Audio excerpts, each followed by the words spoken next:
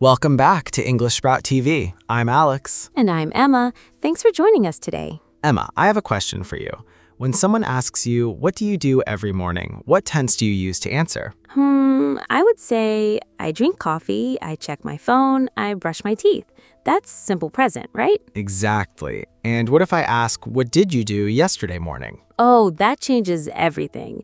Then I would say I drank coffee, I checked my phone, I brushed my teeth. Simple past. Perfect. And one more. What will you do tomorrow morning? I will drink coffee, I will check my phone, I will probably brush my teeth too. Simple future. You see, in just 30 seconds, we used 3 of the most important tenses in English. And here's the good news. They are called simple for a reason. They are not complicated, they are not scary. And by the end of today's episode, you will know exactly when and how to use simple present, simple past, and simple future. That's right. Today, we are going back to the basics. But basics does not mean boring. Basics means building a strong house. If you understand these 3 tenses, you can talk about your daily life, your memories, and your plans. You can tell stories, you can make appointments, you can survive and thrive in any English conversation. So grab your notebook, get comfortable, and let's grow your English together. This is English Sprout TV. Okay, Alex, let's start with the first tense. Simple present. This is a tense we use for habits, routines, and things that are always true. Yes, think about your life like a movie that plays every single day. What happens in that movie? You wake up, you eat breakfast, you go to work or school, you come home, you watch English Sprout TV, hopefully. Hopefully. And all of those actions, wake up, eat, go, come, watch, those are simple present verbs. We use them for things that happen regularly. Let me give you some clear examples. Listen carefully. I work in an office. Not yesterday, not tomorrow, every day. She lives in London. That is her home. It is true now. The sun rises in the east. That is a fact. It is always true. Great examples. Now, here's a small but important rule. When the subject is he, she, or it, in other words, third person singular, we usually add an S or ES to the verb. Right, so it is not he work in an office, it is he works in an office. It is not she watch TV, it is she watches TV. And for questions in simple present, we use the words do or does at the beginning. For example, do you like coffee? Or does she speak Spanish? Let's hear that in a mini conversation. Emma, pretend we just met at a party. Okay, I'm ready. So, Emma, where do you live? I live in a small apartment near the park. What about you, Alex? Do you live in the city too? Yes, I do. I live about 10 minutes from here. And what do you do? Do you work nearby? I work from home, actually, but I go to a cafe every afternoon to study English. Beautiful.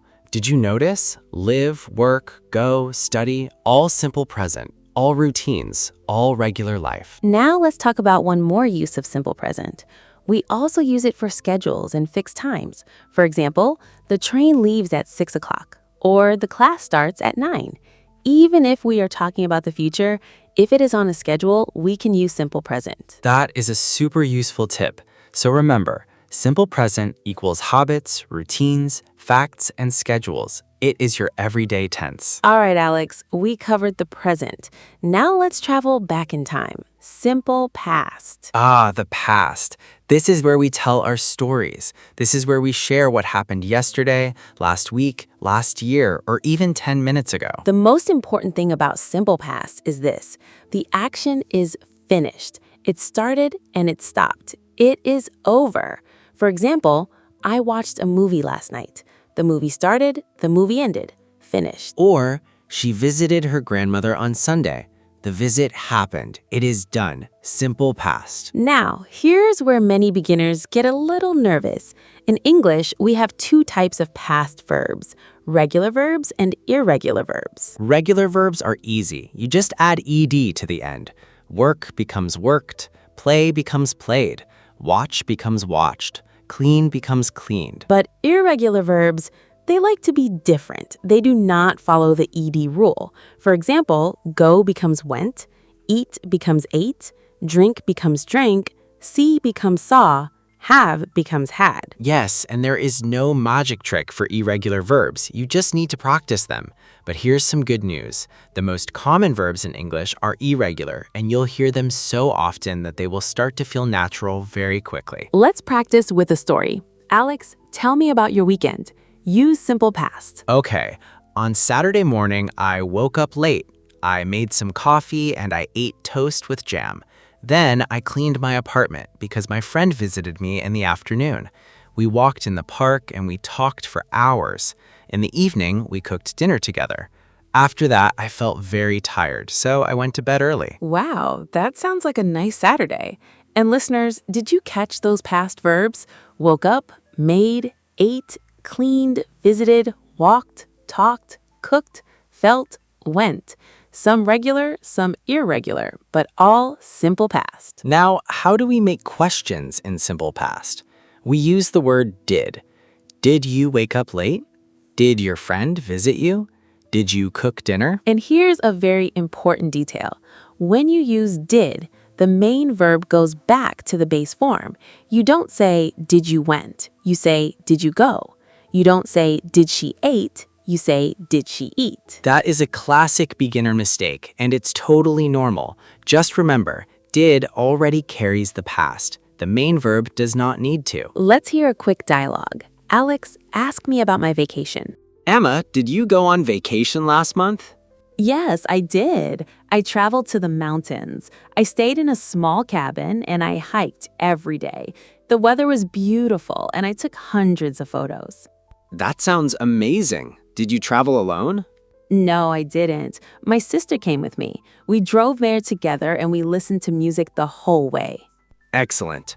Traveled, stayed, hiked, regular, took, came, drove, listened, irregular. But all of them live in the past. All of them tell a finished story. So, to summarize, simple past, use it for completed actions. Use ed for regular verbs. Memorize the common irregular verbs. Use did for questions. And remember, the verb after did stays in the base form. Now let's look forward. Simple future. This is the exciting one. This is where we talk about our dreams, our plans, our predictions, and our promises. The most common way to make simple future is with the word will. It is very easy. You take the subject, you add will, and then you use the base form of the verb.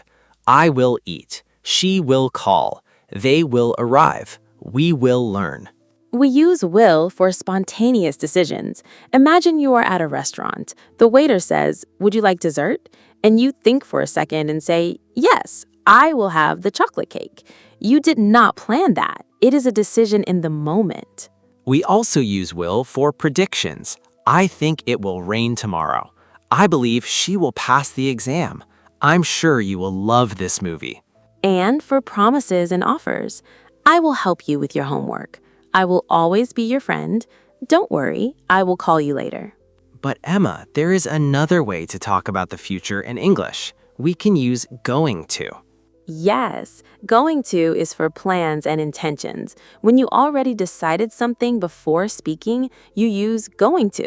For example, I am going to study medicine at university. That is a plan. You thought about it before. They are going to move to a new house next month. That is an intention. And sometimes we also use simple present for future schedules like we mentioned before. My flight leaves at 7 tomorrow morning.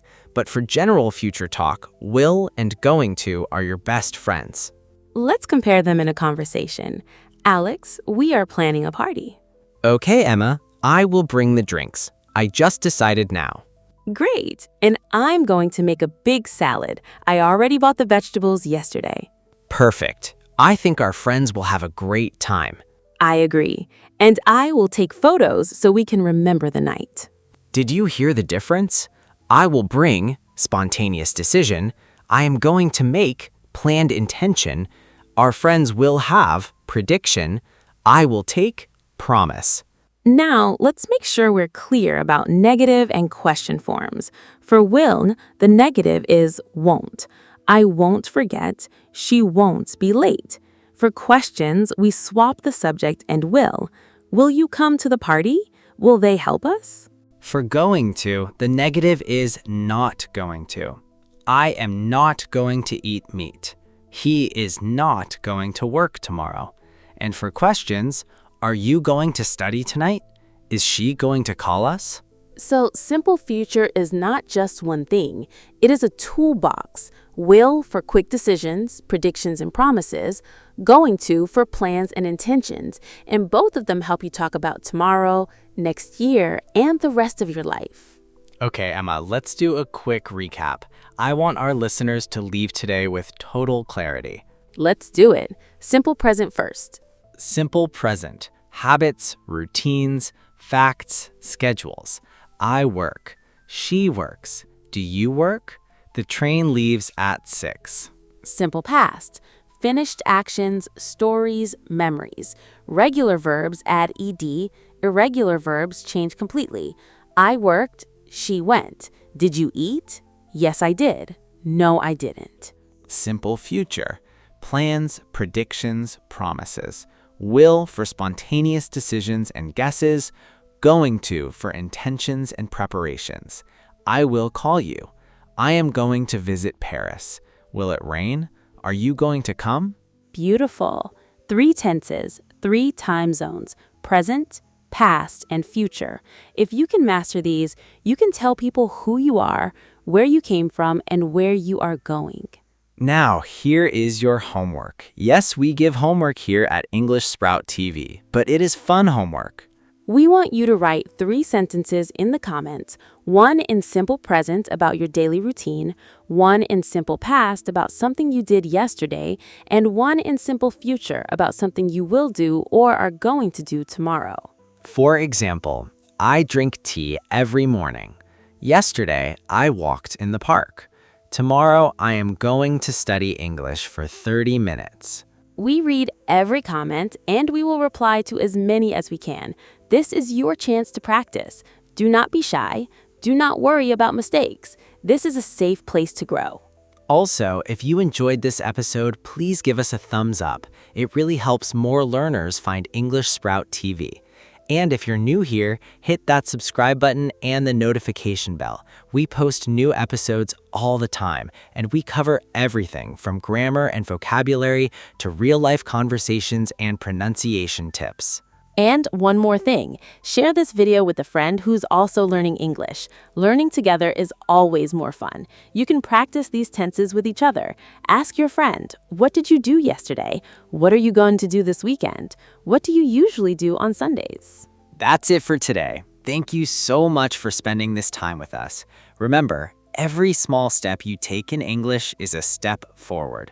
You don't need to be perfect, you just need to keep going. Keep sprouting, keep growing, and keep speaking. We'll see you in the next episode of English Sprout TV. Bye for now. Bye.